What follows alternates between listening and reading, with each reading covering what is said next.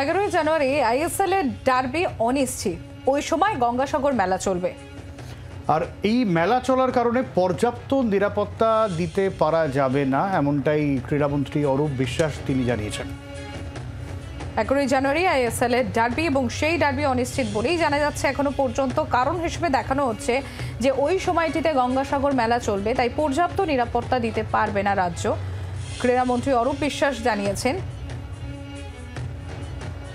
আমরা আরো আপডেট নেওয়ার চেষ্টা করব ঠিক কোন জায়গা থেকে আইএসএল অনিশ্চিত এই বিষয়টা সামনে আসছে। ক্রীড়ামন্ত্রী আইএসএল এর ডার্বি অনিশ্চিত।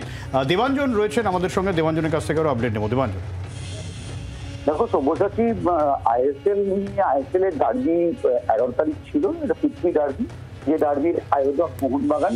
কিন্তু বেশ কয়েকদিন ধরেই শোনা যাচ্ছিল যে গঙ্গাসাগরের জন্য ওই ডার্বি নাও হতে পারে, তার কারণ পর্যাপ্ত পুলিশ পাওয়া যাবে না, বিধাননগর কমিশনারের দায়িত্ব নিতে চাইছে না ডার্বির এই সময়।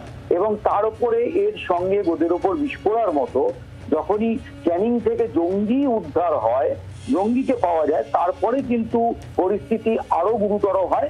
এবং তারপরেই একটা তৈরি স্পেকুলেশন তৈরি হয়েছিল ডার্বিটা কি আদৌ হবে কলকাতায় 11 তারিখে, কারণ তারপরেই গঙ্গাসাগরের মেলা রয়েছে।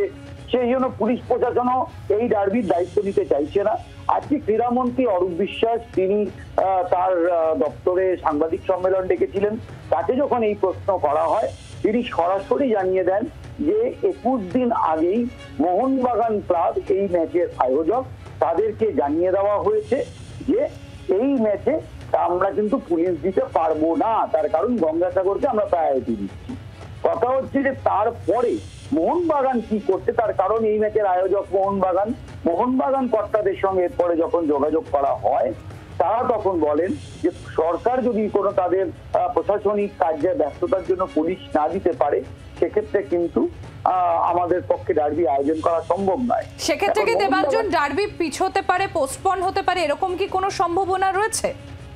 দেখো, এখনো পর্যন্ত যা খবর পাওয়া যাচ্ছে, যেটা প্রশাসন বা মোহনবাগান ক্লাবের তরফ থেকে কিছু বলা হয়নি, কিন্তু যা খবর সূত্র মারফত জানা যাচ্ছে যে ডার্বি পেছনোর চেয়েও ওই 11 তারিখেই এফএসডিএল অর্থাৎ যারা আইএসএল এর আয়োজক, তারা ভিন রাজ্যে ডার্বিকে নিয়ে যেতে পারে। সেক্ষেত্রে ডার্বি ওড়িশায় চলে যেতে পারে, ভুবনেশ্বরে, সেরকম একটা সম্ভাবনা খুব বড় করে উঁকি মারছে।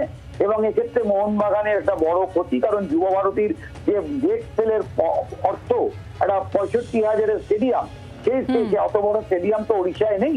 সেক্ষেত্রে একটা বলা যেতে পারে মোহনবাগান একটা আর্থিক ক্ষতির সম্মুখীন হবে, বা ডার্বি কিন্তু সরে যেতে পারে ভিন রাজ্যে, এরকম সম্ভাবনাই প্রবল হচ্ছে।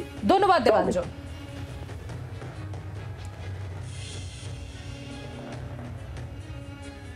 ক্রীড়ামন্ত্রী অরূপ বিশ্বাস কি বলছেন শোনাবো আপনাদের। 25 দিন আগে আমাদের পুলিশের তরফ থেকে জানিয়ে দেওয়া হয়েছে যে তখন গঙ্গাসাগর আছে, ফলে আমাদের পক্ষে পুলিশ অ্যারেঞ্জমেন্ট করা সম্ভব না। আমরা নিরাপত্তা দিতে পারবো না, পুলিশ অ্যারেঞ্জমেন্ট করতে পারবো না, বাকিটা তো যারা অর্গানাইজ করবেন তাদের ব্যাপার। বাংলায় হবে না, হবে কি হবে না আমরা কখনো বলছি না। আমরা পুলিশ দিতে পারবো না, বিকজ আমাদের কাছে তার থেকেও বড় ইভেন্ট আছে, সেটা হচ্ছে গঙ্গাসাগর। কোটি কোটি লোক আসেন সেখানে, তাদের নিরাপত্তাটা আমাদের কাছে সব থেকে বড়। ভারতবর্ষের সমস্ত রাজ্য থেকে আসেন, রাজ্য সরকারকে সবার কথাই মাথায় রাখতে হয়। ওয়েল অ্যাডভান্স 25 দিন আগে আমাদের পুলিশের তরফ থেকে জানিয়ে দেওয়া হয়েছে।